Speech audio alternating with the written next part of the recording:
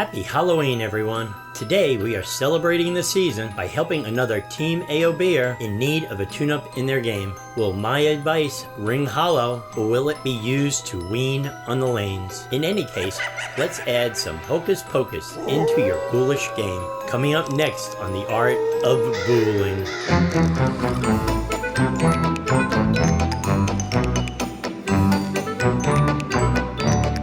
Hi, I'm Coach Arthur, and welcome back to the Art of Bowling channel, your resource for tips, trick or treats, and techniques to help you bowl your best. Today we're looking at Jonathan.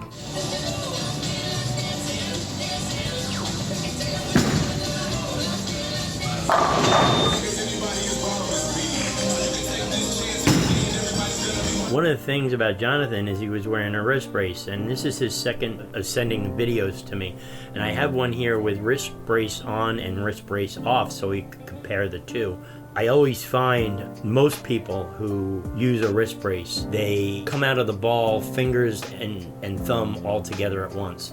I see it happen time and time again. The roll is more of a high axis tilt, almost spinner going down the lane. Without the wrist brace, actually stays behind the ball better, and his thumb actually comes out of the ball first. The result of this is that he's getting a much better roll out of the ball because he's actually staying behind it a little bit longer. There's some other things we can do for Jonathan to keep him behind the ball longer, like if he keeps his wrist a little firmer through the shot by putting pressure on the ball with the index finger.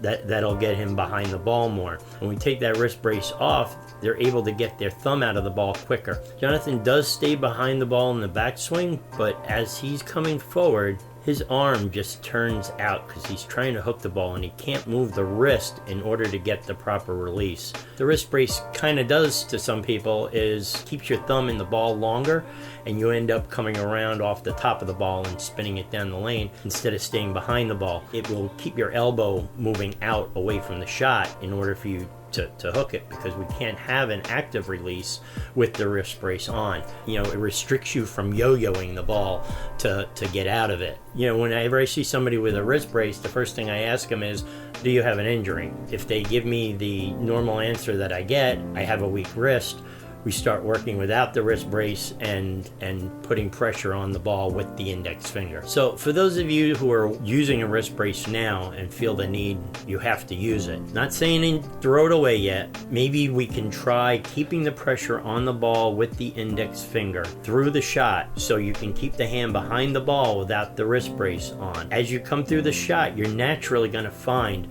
that you come out of the ball much cleaner without the wrist brace than with the wrist brace on. And be sure to use that one step or no step drill to practice keeping your hand behind the ball without that wrist brace. Thank you, Jonathan, for submitting your video. Keep submitting them. Jonathan is a Patreon member, so he's getting unlimited advice. Every time he sends me video, I send him back videos. If you would like to get the same kind of coaching from me as Jonathan is getting, please join our Patreon page. And if you would like to be featured on an episode of Analyze This, please send us your videos through our Facebook page. Did today's lesson find a place in your game? Let us know in the comments below, and have a great and safe Halloween. Thanks for watching, and I'll see you on the lanes.